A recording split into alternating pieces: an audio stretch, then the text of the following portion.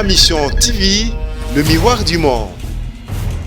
Deuxième domaine d'intervention est la femme et santé. Na niveau on a la santé à moi si santé sexuelle et reproductive, santé à bana, tout ça na niveau on a. Et troisième axe d'intervention est la femme et développement. Vision on a exacte que muto akoti, exacte que donc tozo mona ba parti politique lelo après aye akaboli bino ba msu ba panzani te. Tozo na vision où il faut qu'on respecte depuis la base jusqu'au niveau national. Donc ce qu'on continue et nous qu'on bénéficie nango et ça coacher en connexion na ba connexion nyo soto za nango province na ya na Kinshasa. D'abord acceptation ezala ki facilité pour s'intégrer. Ah to kuta basi oyo baloba ke biso nde bakolo Kinshasa. Ah biso tozaki ba mbokatière. Ce que okomi ozokota na réunion boye ba ota na ba mimique. Auti wapi yango nini yango ya sira omemela biso o nan toyoka te o balobaka donc balobi esprit encore yo lingi o mata okende wapi ba tirer vers le bas, ça veut dire ce qui est dossier ezaki si avancé quelque part ce qui bao baza kuna ba mimoni ke ba komi sikoyo na se yo lingi o matela bango ba bloquer yo. Or pour organiser communauté il faut qu'on comprendre ba problème na bango pour partager na bango vision ya musala s'occuper et matcher na vision aux anango mbala moko botamboli ensemble et banda na babaer wana te babaer bae komona nde expertise à Renadef on a musala bae komona musala à Renadef balobi sur le terrain bien sûr sur le terrain pas na maloba pas na sac pas na sanzete après to panzani après ko kabula mbongo pona ba indigent lelo yo za en bonne santé mais ceux qui toke na mboka na bino kuna Congo central ezana bato bazo souffrir awa lelo nakoki koyebisa yo ke ezana ba ONG ba Renadef epesaka bango mbongo te mais elakisa bango ba partenaire fongola bango ba porte lelo bazana ba financement bazo travailler bango moko. Voilà.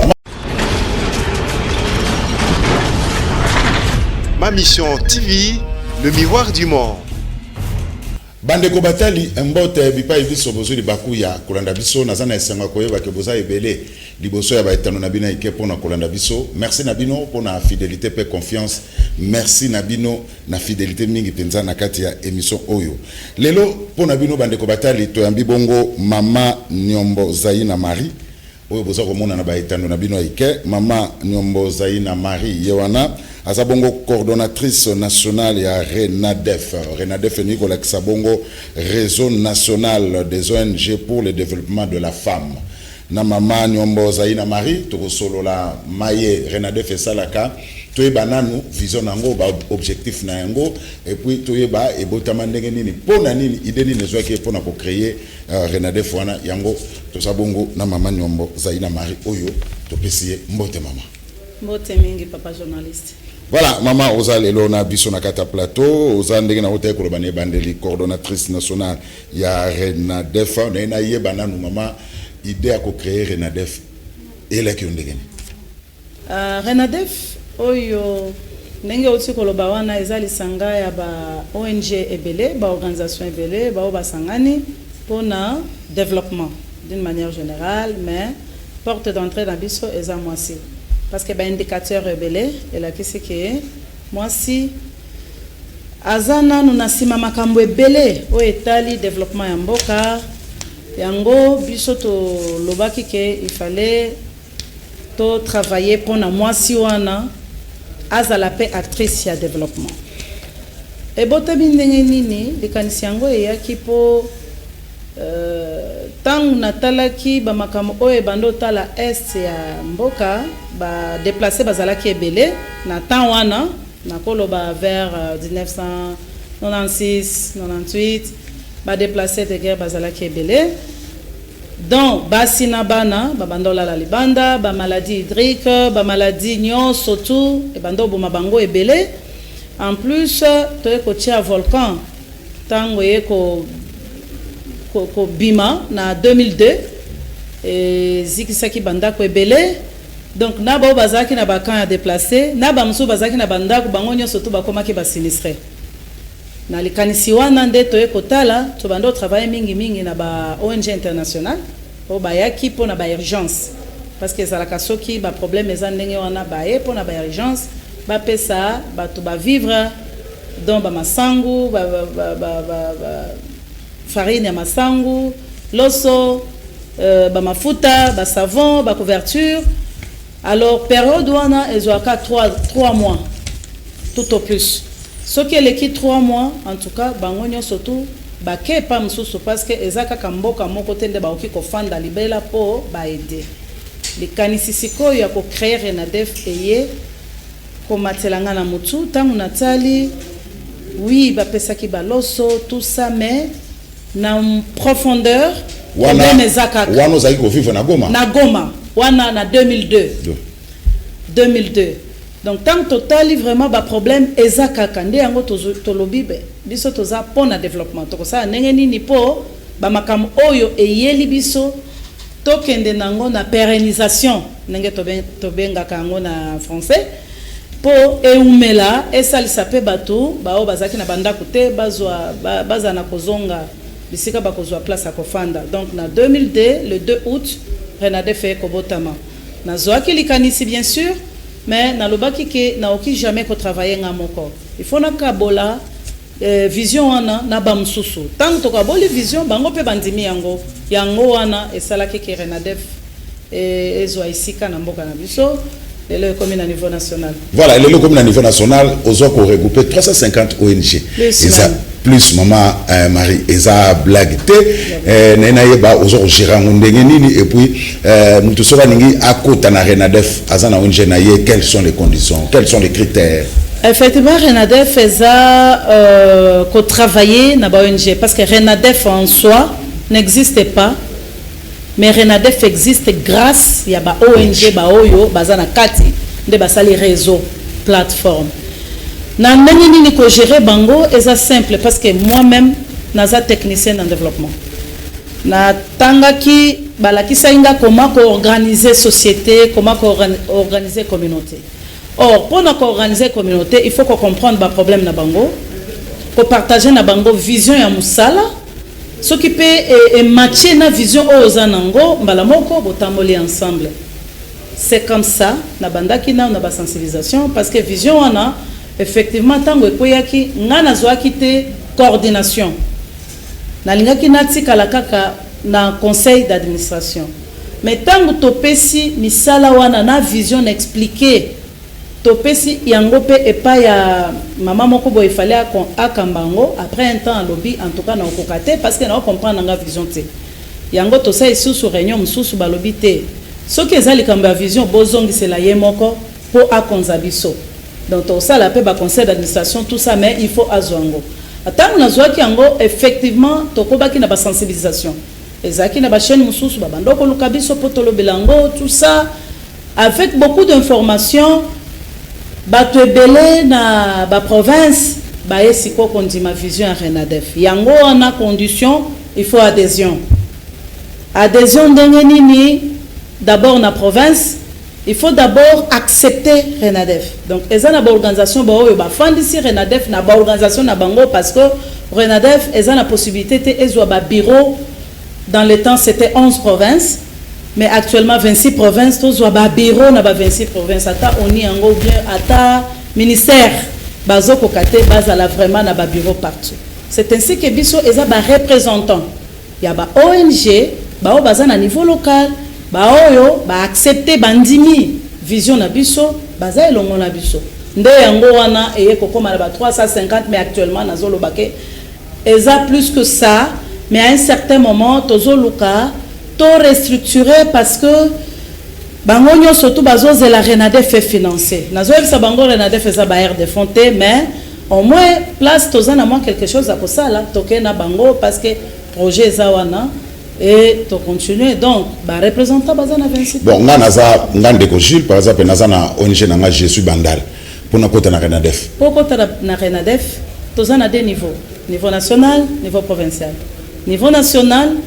Vraiment, ce que ça organisation baza vraiment structurée, il faut pas comme la biso. Ba comme la biso parce que na kati kuna tozana ba axe d'intervention.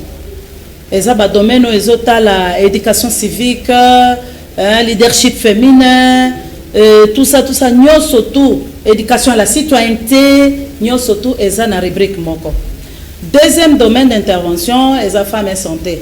Na niveau où on a des la santé à moi si, santé sexuelle et reproductive, santé à bana, tout ça, na niveau où on a. Et troisième axe d'intervention, et ça, femmes et développement. Na niveau où on a tozo kitati na niveau à base. Total la base ba oyo bazo faire vivre mboka na ba agriculture bango bazakuna na milieu rural moko tobosa na bango donc basi wana tozotala ndenge nini ya ko améliorer misala na bango potoko ba na auto bengi autonomisation, pourquoi pas avoir des institutions de microfinance pour na basi wana baosa misala donc na ba domaine wana soko lingi okota okomeli biso olobi ngai naza spécifique na tel domaine parce que biso eza réseau nde yango lobby na ye lelo na lingi to sangana na Renadef pour na travailler na domaine tel si qu'on a ba domaine wana soki ozo travailler biso toko senga rapport et la ki sandenge nini tozo travailler ndenge nini ba se joindre na biso et puis toko pesa pe ligne de conduite ya misala Renadef. Sa ligne de conduite, il faut respecter ligne de conduite à Renadef. Il faut respecter ligne de conduite parce que tu as une vision. Vision, on a exactement que muto akoti, exactement que tu as une parti politique après aye à Kabolibino, bamsou bapanzani te. Tu as une vision où il faut qu'on respecte depuis la base jusqu'au niveau national. Donc de la base, ça veut dire nous visons le développement communautaire. Développement il faut être la expression, il y a base.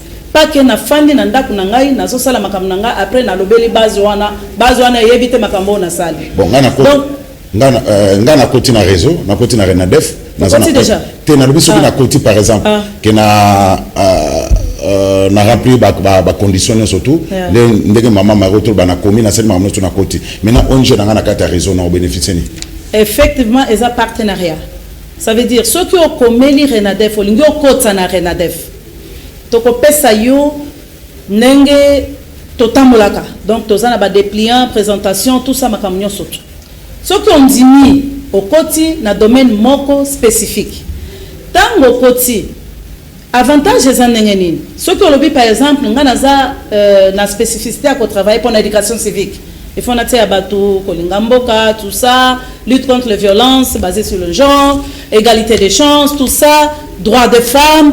Ce qu'on a spécifique dans le domaine wana, ça veut dire okoye la biso ba capacité na yo na domaine wana.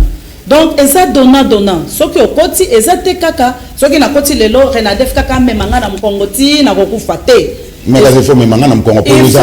Il faut oyer ba barrière de fond Renadef faisant ba barrière de fond. Barrière wana avant baya. Oui. Totambola na makolo. Et puis pas n'importe quelle barrière de fond. Nani par exemple. Onifam, Onisida, Canada, Cordaïd, ils ont babayé de femmes pambateur.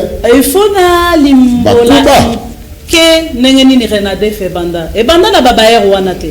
Babayé baye comment on a expertise à Renadef. Baye comment on a msala Renadef balobi. Sur le terrain bien sûr. Sur le terrain. Pas na maloba. Pas na sac. Pas na sanzete. Après to panzani après kokabulambon. Eza msala ezo salema na niveau ya base. Tozo sala ngo nanu na bolingo o toza nango envers mboka. Na bato bazo vivre na ba communauté wana parce que na principe des droits humains et lobby que ne laisser personne pour compte. Et lobby boye ceux qui bozo sala ba makambo na niveau national bobo sala teke na ba province pe bato bazali. Donc biso Renadef force na biso yango wana parce que avant un projet ezala bancable ou bien tokende nango et pas ya bailleur il faut likanisi e utsa na base tango uti na base to ekota la pe ba domaine d'intervention ba bailleur to beti projet tokende nango c'est-à-dire ce que okoti na Renadef oko bénéficier ba contact parce que to sal to za pen adresse ba adresse za ebele ba contact za ebele carnet d'adresse za munene. Donc ce qu'on continue et l'on peut bénéficier nango et ça kotia yo en connexion na ba connexion nyo so to zanango et ça te ke biso Renadef to zanambongo to financer et ko fungola yo pe ONG pe ba et ko fungola parce que to si to sala ngope et ça na ba ONG ebele ba o bayaka biso to zana eloko te mais expertise kaka expertise na biso tozolakisa bango ndenge batambolaka, ndenge bakoki kosala plaidoyer, ndenge bakoki kobongisa pe ba document na bango, parce que ba ONG ebele bakoyaka kaka partant de la vision ya ba document statut makamnyo surtout règlement d'ordre intérieur bayebi kosala ngo te. Après bazuka babiloko mususu babambi kuna bakomi lelo oyeye bakembangu oyete.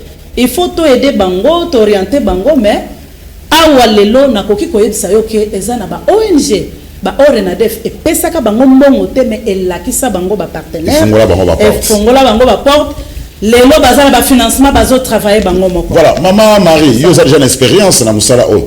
Soko ngo créer ONG ibomuza na mikandani. Ah, ce que nous avons créé ONG, d'abord il faut être en ordre. Na mikanda nyonso oyo l'État congolais a sengaka parce que azana ba mikanda belé ça dépend des domaines. Entre autres, ce que dans le domaine de développement par exemple, na lobi na lingi na travailler na ministère na domaine ya protection ya femmes, enfants tout ça. Toyebi ministère de tutelle. OK kuna osengi document na yo ce qui a vu favorable ti ba ko mati na niveau ya ba arrêter. Ce que dans le domaine de la santé, il faut aucun ministère de la santé au sein de enregistrement après aucun de à niveau il y a arrêté pour partenariat et ça vraiment fluide. Ce que dans le domaine il y a urgence tozana affaires humanitaires et zawana OK kuna besoin de papier il y a monde ko sala que au travailler calmement parce que au s'aligner na ba document pays oyo et yebi yo ke ozo sala musala. Donc pour créer ONG vraiment il faut arriver à avoir d'abord un statut na kati ya statut wana okomi vision oyo zanango après OK ko notarié ngo et pas un notaire atali a certifié lobby a donc likaniswana lobby a solombo ke zanango besoin a notarié ngo après siko komi ko kende na ba ministère nenge natanga ki ngo po ozoa ba arrêter selon ba domaine d'intervention ou bien vision oyo otiaki na document. Alors vision à RENADEF. Vision RENADEF eza vraiment développement. Nakoloba eza pour ça en sorte que dans le pays ou dans la communauté qu'il n'y ait plus de violence, de discrimination, babiloko on a surtout pour moi si oyo ba indicateur et la kisi keza encore en rouge azala vraiment accès à développement économique, développement dans le domaine de la santé et pourquoi pas politique. Première vision. Deuxième vision, c'est que tout travailler pour les indigents. Les lots, ils sont en bonne santé, mais ceux qui sont en bonne santé, Congo central. Congo central, ils ont souffrir. Nengeni ni tokosala ke batuana ba souffrir ndenge wana te. Tolobela bango baza ba sans voix. Ba bisika biso tokota ka bango bakota te. Ndenge nini bako utiliser une expertise na biso pour na komema ba problème na bango eyoka na pe. Wana eza vision ya mibale. Donc vision à liboso c'est kosala en sorte que toutes les femmes bao bazana posa ya ko émerger ba émerger. Baza la discriminer te, rejeter te, violenter te pour baza basi. Wana eza vision vraiment à liboso et à RENADEF. Et pour ça là que dans tout le domaine de la vie sociale, bazala nakati, bazala discriminer te, rejeter te, ceux qui te lobby na social, total social na bango, est-ce que ça marche? Est-ce que les lots basi bazo kufa lisusu te en voulant donner la vie? Est-ce que les lots ba démini bao bazo faire vivre mboka oyo na bilanga baza considérer est-ce que toko organiser bango ndenge nini po toko mana autobengi autonomisation tout ça et puis ceux qui tomoni ke na kati ya basi batala ezali pona nini bango pe bakota na ba gouvernement bango pe bakota na politique c'est ça notre première lutte. Deuxième lutte bango bao baza kuna baza na bato kolobela bango te ndenge nini toko sala ke makambo ezole kakuna bango pe bénéficier nango. Alors, nena ba relation ni nezali entre RENADEF na ministère en genre famille et enfant. Est-ce que les relations sont beau fixes ou bien moi mi karatanizana? Bon, d'abord le premier document autozoa qui partant na vision na biso eza ya ministère en genre famille et enfant. Eza ba document wana. Quand ndenge toyebi ministre akoya lelo lobi ba changer équipe ainsi de suite ezaka soki mikakatano ezali c'est peut-être dire que les équipes parfois qui changent tout le temps. Pour bamususu baya bamisalo salaka, il faut se rapprocher na bango et expliquer bango ni no salaka. Là, niveau politique, mais niveau ya secrétariat général, en tout cas tozana bango, to travailler na bango, tozana batu oyo bayaka na ba réunion na biso en tant que expert ou experte, il y a ministère en genre. Mais le seul problème est que il faut vraiment tout ça la makasi pour donner chiffré, donner et remonter. Et yango wana na sepeli que lelo ministère en genre ils ont revoir stratégie nationale et lutte contre les violences sexuelles basées sur le genre. Toza invité, to salaki, to contribuer na processus. Mais d'ici 2 jours, to kozala wana poto comme document wana, to tia ba besoin nyo surtout ressenti na mboka na kati ya document wana. Et que la pona biso document ya plaidoyer. Donc ma relation est nango bien parce que tous un document partenariat na ministère en genre famille et enfants. Ndenge domaine na biso eza promotion à moi si côté santé pe tous un ndenge moko tous autres travail ka ndenge moko na bango. Ministère à justice pe tous un ba document, ministère ya plan, ministère affaires sociales, ministère et affaires humanitaires. Donc réseau Renadef est transversal. C'est transversal parce que ce que nous développer moi aussi ok kozalaka na secteur mon côté il faut tala ba secteur rebelle nde yango wana bon otanga ki ministère en genre bien sûr mais na ba ministère mususu pe vous allez voilà santé tozana 17 ans d'expérience créé en 2002 mais comment expliquer vos aga visible dans 2 provinces toza visible kana 2 provinces wana na ngina corriger toza visible kana 2 provinces 17 ans d'expérience d'abord na lobby 17 ans wana ezalaki facilité pour te faire asseoir dans nos visions à Renadef. Tozoa que moi tant moulaï pour batouba comprendre ni tozo luka na kati ya Renadef. Tu peux t'imaginer nga na utaki nanga province na ya na Kinshasa. D'abord acceptation, ezala ki facilité. Pour s'intégrer. Tokuta basi oyo baloba ke bisonde. Bakolo Kinshasa. Biso tozaki bambokatière. Soki okomi ozokota na réunion boye ba uta na ba mimique. Donc c'était un peu difficile. Je fais un peu beaucoup de temps pour nous faire comprendre que non, eza don pour nabino parce que moi-même na salaki développement et na lingi na faire asseoir ba makanisi eza na ba musu bazo créer ba ONG a créer kaka parce que ça moi moko boy remunise la mbongo mais sans vision voilà merci sans vision. Or, ONG wana esuka kana okufa. Parce que azana vision te à atteindre jamais résultat même si bazo pesa ba millions de dollars. Et que si la kana libumu na yemoko, na famille na yemoko. Mais vraiment pour aider pemboka et kozala moi passe. Alors yango wana tant wana installation ezalaki vraiment pas facile. Amano tambola na makolo na kota boye na réunion ba benganinga après na forcer na fandi lobi kuna madame ozana ni tout ça oza sur la liste je viens pour écouter au souffrir hein makasi quand la bando que na centre pour handicapé ba masenga ba kingo na makolo parce que c'était vraiment difficile. Alors petit à petit ba komi ko comprendre niveau ba konzipe ba komi ko comprendre bi ça un objectif moko na vision. Tika tu aider à Koba na oalingia sala mais c'était pas facile même si on leki awa on a pas barrer aux routes. OK ndo wapi yo la olingo la tisozana bakal o balobaka donc balobi esprit encore yo olingo mata OK ndo wapi ba tirer vers le bas ça veut dire ce qui est un dossier qui est si avancé quelque part ce qui bao bazakuna ba mimonike ba komi sikoyo na se yo olingo matela bango ba bloquer yo. Mais c'était bien parce que toute élévation ou bien grandeur nous surtout et ya kana PTT et ya na PTT et ya kana ndenge wana et na ndenge ozo croiser ba difficulté ndé ozo développer ba stratégie mususu pour surmonter ba difficulté wana biso tolonga kiango parce que bakundaki biso te na Renadef ba mimique wana ba difficulté on est ça là qui ba mususu ba comme ko s'intéresser c'est comme ça que ceux qui n'a pas relobé la ministère en genre expertise nanga et ça là qui que la période 1+4 toko bana ko salisa ba province belé avec la Banque mondiale parce que na tia qui expertise nangai après na zui politique ya ministre nenga zala ki wana ngana mati na epa ya ba technicien Banque mondiale bando de que c'est bambongo parce que kuna il faut document et convaincre, il faut la qui ça résultat,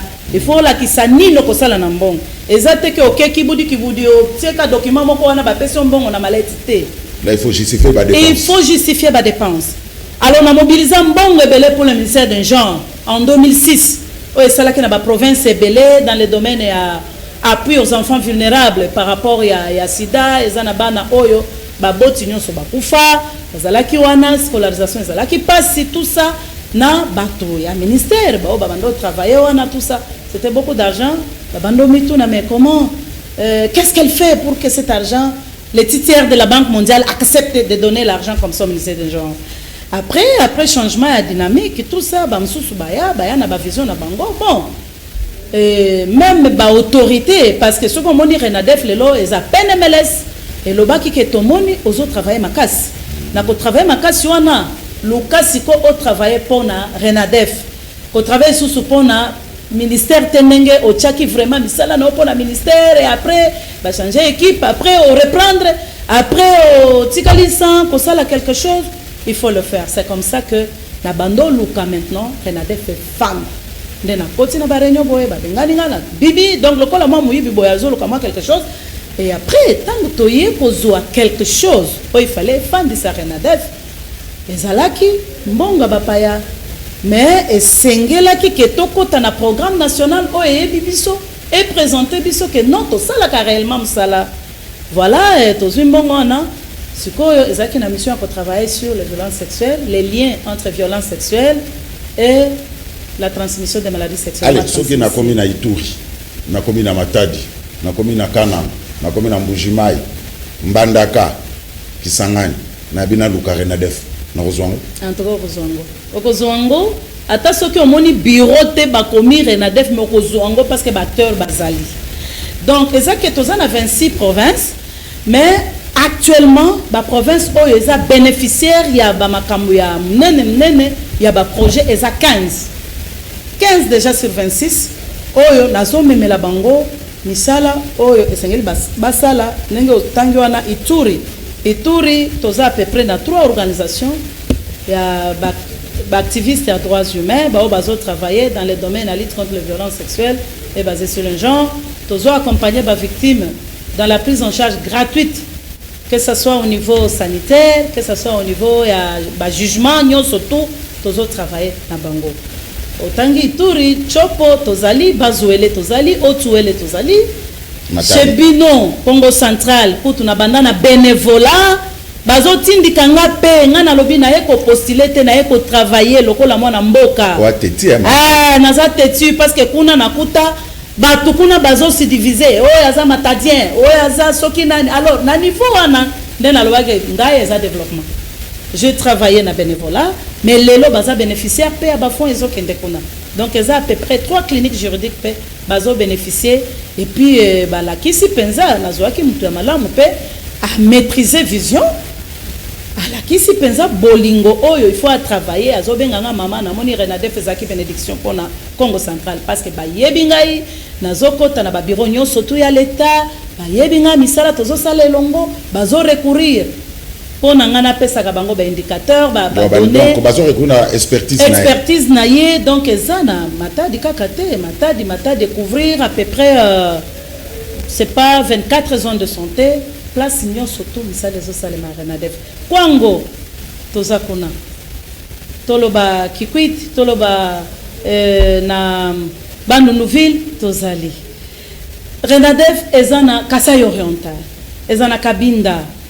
ezana Nord Ubangi eza ba province okutu na Nord Ubangi batuni biso est-ce que batinda ki bino boya ko travailler ko to bino moko kaka parce que biso babosa na kabiso air moko babite biso toza bao baza ko bosa na bango toko ta penza to la kisake côté kuna pe bato bazali eza banyamate donc c'est pour dire que Renadef eza assis vraiment na kati ya ba province et ba province oyo ba musu bakimaka omoni essence ya Kinshasa oyo oki jamais kondimake okita place moko boye avion ko sondola au sala kuna ta 2 semaines oze batendenge ya kozonga parce que ba client bazate ba place ya bongo tokendaka maindombe oyebi que za province oyo eza couverte na ba flaque d'eau naza na kati ya équipe nanga to travaka na bango moko asala accident parce qu'il fallait tout couvrir ba zone de santé, tout traverser, tout tia ba gilet, tout traverser partout là-bas.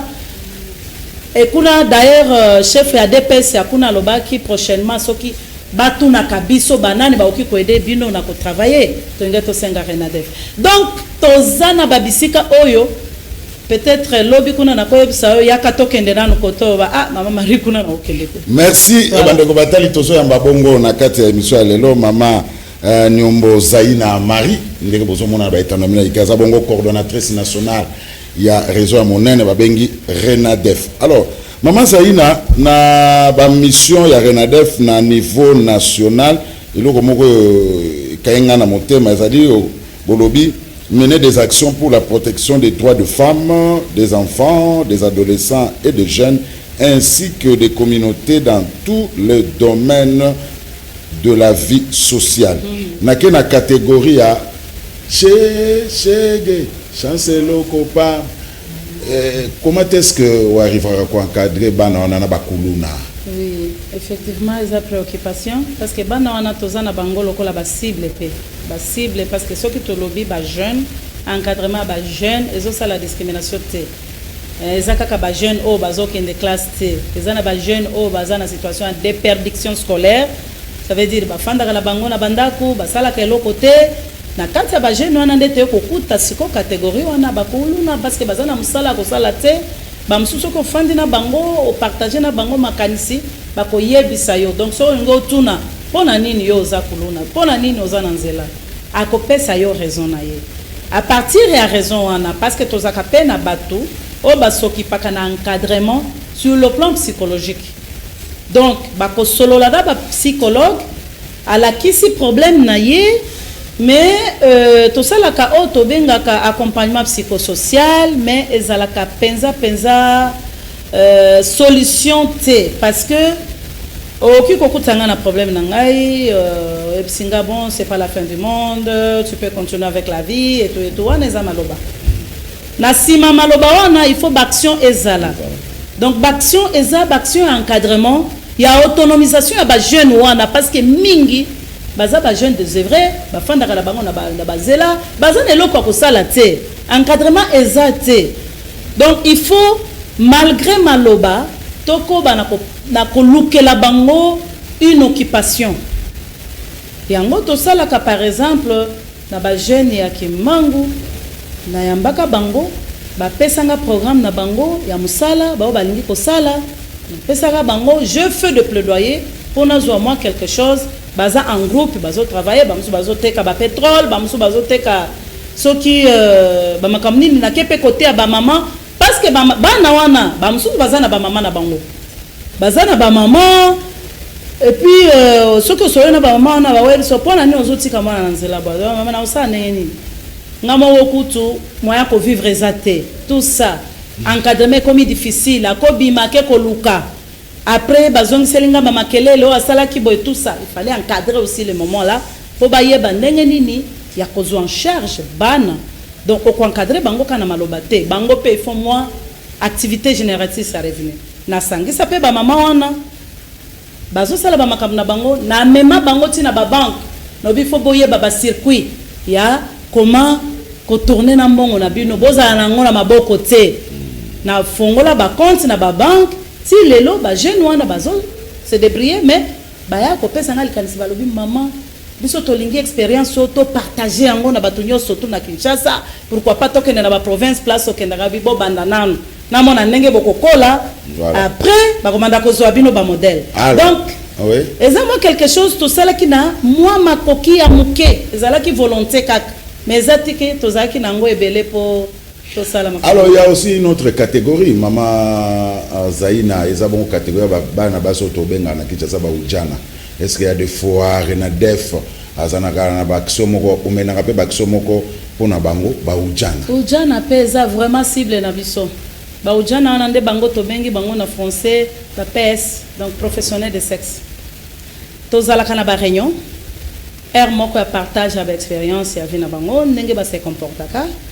Après, à un certain moment, tu as bango une autre face par rapport à Nenge se comporte. Par exemple, en lien avec la transmission du sida, naissance, il y a des enfants non désirés. Ce qui a boti et bongo, au monde a beaucoup de bana, terrassé et tout. Et à un certain moment, bamsou baza abandonné et même biso na phénomène ya kuluna autoti koloba aw. Donc to sola kana bango, bamsou su baloba ka bon eza po na vie de tout ça bongo. Mais bamsou su ba pona yango penza comme profession. Na ba oyo balobi que vraiment naza awa po naza na moyen te to encadrer ka bango na ndenge mususu. Koluka ndenge ya kosangisa bango to sala ndenge nini ba oki koyokela mwa ba misala mike po na autonomisation na bango. Mais bon balobi ngana pona na ngai sexe comme musala to accompagner ka bango pe parce que na misala obiso to salaka eza ko protéger na ko sécuriser droits humains. Na ba droit wana eza te ke poye aza chege ou bien azali PS ou jana mbala moko a commis sujet ba violence nyonso tout. Ba mibali nyonso bazoleka leka moni na nzela atangi ye apasoli bilamba tout ça violé. Ça aussi on les défend.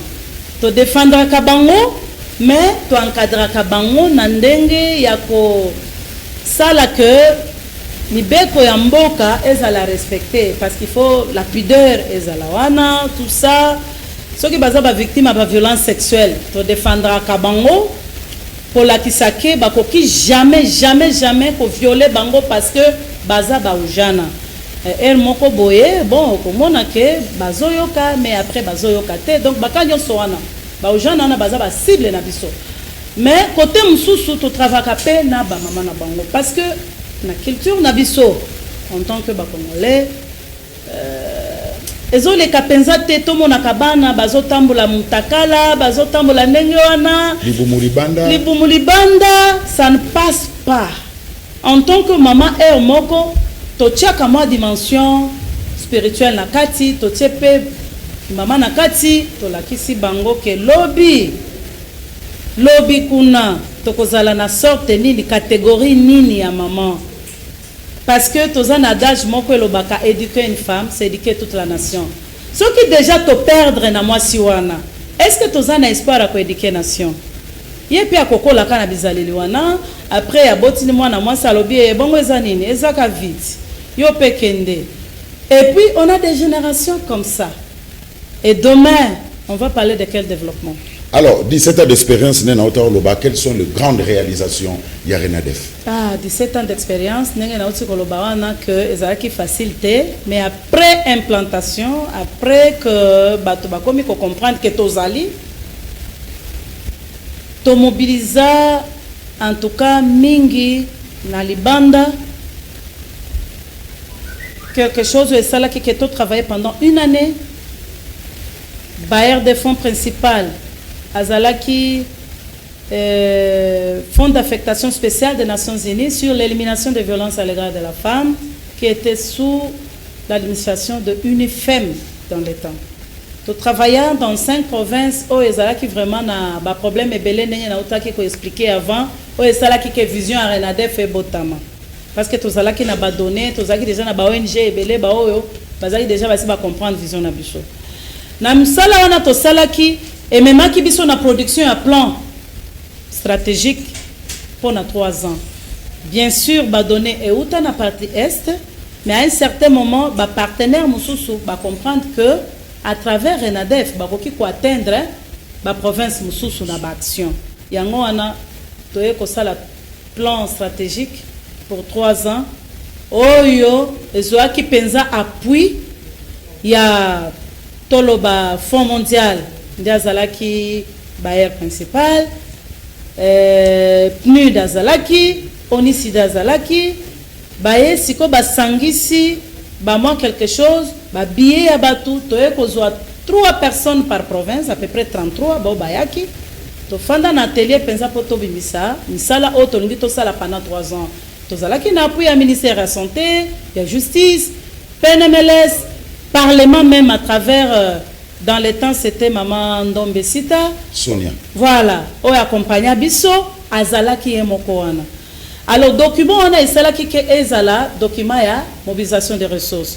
Après action wana o sala ki ke tozwa ba donner toye kosa sikoyo ba mission na libanda ya mboka pona ko expliquer musala na biso kosala peuple plaidoyer ba oyo bazoya en appui ya ba victime à violence sexuelle ya ba mususu ba vulnérable ba changer forme ya appui parce que zalaki ke ba na $5 ba lobi tozo pesa ba AGR wana mama wana ko travailler na ndenge nini tout ça c'est ainsi que musala na to salaki et bimisi ba résultat wana et comme ma biso tina ba États-Unis et puis États-Unis c'était que une organisation comme ça non eza vraiment oni femme yemoko abengisi yo alobi yaka o partager na biso ba résultat ya ba projet au salaki après secrétaire général ya oni yemoko bureau na ye donc toza na bisika o ye azozelanga ayamba ngai yango nazoloba ke musala soko ozosala ngo vraiment ozosala pona intérêt ya batu et kosala ke yo pe ozokola na batu pe bakopesa yo ndeti Renadef ekoli parce que ti ban ki mona azozela yo ayamba yo na réunion oyo yonde oza lead donc il faut yonde oloba ba yoka yo ba poser yo ba question yepe afandi pembeni ezalaki niveau moko akomata makasi mais na réalisation wana ba combat ya kipe belé tango na ekozonga na mboka bango balobi non il faut que ba intégrer ba nini ba stratégie on appelle ça kikuna na ba document ebele ya oni abatu musu abando banga ke ba ko remplacer nga ko remplacer dit mais nazanga moko na ko remplacer ba siège combien ya batu ezaka kamusala mais ba o ba comprenaki ba accompagnaki Renadef to eko koma sikoyo na ba mobilisation ya Banque mondiale pona misala à travers PNMLS tozoko la malembe e wana soki ebimi toke na ba province ata 6 to sali kuna to mobiliser les sous mais après tokoli après ba Banque mondiale oni sida a komi kozwa biso dans le sens ya ko produire ba données stratégiques wana nde e bando ko aider pour to intégrer yango na ba document pays par exemple stratégie nationale de lutte contre le sida stratégie nationale de lutte contre le paludisme ba biloko nyonso wana to e kokot sango nde to komi ba champion en genre parce que na ba document na pays compréhension en genre ezalaka te droit ezalaka te lobana na niveau ya santé pour ba comprendre mais droit de l'homme eko sa nini awa na santé ezako la kisake soki bozo discriminer bato boko makaka na kozalaka na bato oyo baza en bonne santé te et après économie en mboka donc yango na lobaki ke Renadef eza un réseau transversal donc na ba réalisation ya minene toye sikoyo kozwa partenariat oyo ezosala ke Renadef ezala tina ba 15 provinces ko travaille na bato avec le Fonds mondial et financé Corded aye kopona biso alobité na moni na mboka muto ko edenga patendre ba résultat eza Renadef na domaine ya promotion ya protection ya droits humains domaine ya vulnérabilité ya ba adolescente na ba jeune fille face à makambo nyonso tozomona sida grossesse non désirée tout ça yango Corded eye kopona biso lokola baso récipiendaire sikona musala wana nde yango ekendeki na ba province prioritaire oyo pays lobaki ke pona ba makambo wana il faut travailler na ba province prioritaire par rapport à VIH ba 15 provinces wana ona otaki kotanga wana makambo efandi parce que bato bazo travailler kuna bazali bazo zwa moi quelque chose pour moi na lobby na aider aussi mboka na création d'emploi parce que Renadef ezalaki moi eloko yaki boye na vision lelo et komi na bato bazo travailler tina ba province bazo futama pour moi c'est un plaisir donc c'est des grandes réalisations mais na ba réalisation mususu eza ba action ba plaidoyer par exemple soki ba paya balingi ba pesa biso mbongo na lobaki na liboso ke ba utiliser ka pe expertise na ngai pona kokoma ba document pays pona ko mobiliser mbongo pona mboka. Je vais prendre un exemple ya mobilisation moko et salama Fonds mondial a partenaire à RDC. Il fallait appeler sa RDC 760 millions de dollars pour travailler dans la lutte contre le sida, la tuberculose et le paludisme. Dans le cas de biso tozalaki wana tokomaki. Mais ba pesi condition ba lobby avant to pesa mongo oyo et son baba kisi et ça la makambo belé, il faut mboka payer la sa volonté. Volonté eza oyo ba benga ka fond de contrepartie. alors na niveau wana fond e banda obimate eye sikoyo na leadership otoza nango oyo bakonzi pe bamsusu basi bamoni que vraiment to edaka ba comprendre que non il fallait quand on a mis en place CNMLS Oui. cellule multisectorielle à lutte contre le sida, ils ont présidé na chef de l'État, deuxième vice-président à ministre de la santé, et là toko tsiko bactère à civil, ngana zana kati lokola représentante il y a ba organisation et ba ONG qui gère ba makambo ya basi ainsi de suite. Siko tangu chef de l'État eko convoqué réunion wana. Toke na réunion na moni ba ministre parce que za réunion o ezwaka ba ministre, ezwaka ba gouverneur ba province, ba tunyo surtout ba technicien bayaka soki a convoqué réunion wana. Bazoko kate kolobake tozana likambo parce que ba partenaire ba boy kotia mbongo na bango balingi kemboka ela ki sa bonne volonté ya kobimisa quelque chose. Tangu na salaki demande wana et pas la chef de l'État. Na yebisaki ke a instruire premier ministre azalaki wana na temps ya matata ponyo ayebisa chef de l'État Joseph Kabila. Chef de l'État Joseph Kabila. Ah, fallait préciser. Ah voilà, tango a convoqué réunion tokota. Et après, quand je lui ai dit ça, il a dit, il a écouté, il a dit, ah ok, il est en train de suivre et il doit exécuter. Chef de l'État honoraire. Honoraire. Voilà. Mais effectivement, 2 semaines après, le Premier ministre peut exécuter. Voilà. Or, moi, il fallait écouter le ministère de la Santé. C'est ça que maman Zaïna te azouake, pour baloba sangape. Mais après, c'est la biso parce que le ministère de la Santé, tant que mon qui tout ça qui plaidoyer très fort à l'obité. Communauté paix, société civile, ezapé na kati ya programme. Ba pesa bango mwandambo ba travailler nango. Merci maman. Yango ezo sala ke tozo travailler. No babilo ko ezebele francophonie. Toti ko sala pe ba plaidoyer awa. Ezaki na ba député ba parlementaire ya ba pays francophone, ba Canada, tout ça ba yazalaki awa na niveau ya parlement. To sala pe ba plaidoyer ebele parce que ba pesa ki biso opportunité to lobela bango ba makambo oyo. Et Sengeli, parlementaire, lobela kango na parlement. Merci. Donc nous sommes plaidoyer. Merci maman.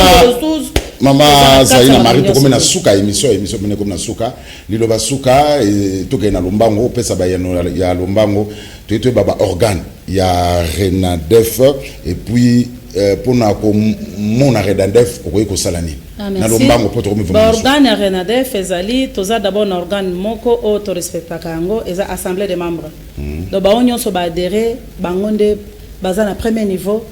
Parce que il faut écouter bango pour toi avancer dans ma campagne. Deuxièmement, c'est le conseil d'administration. Le conseil d'administration, on a dit le président du conseil d'administration, azana ba conseillère, mais bango nyo surtout bazana province mon côté. Tochaki bango d'une manière éparpillée pour tous les éléments ebele. Troisième organe, coordination nationale. Ndebisika bango balobaki que il faut maman zaina zala wana nenga za visionnaire azala na niveau de coordination parce que ndete comprendre bien vision.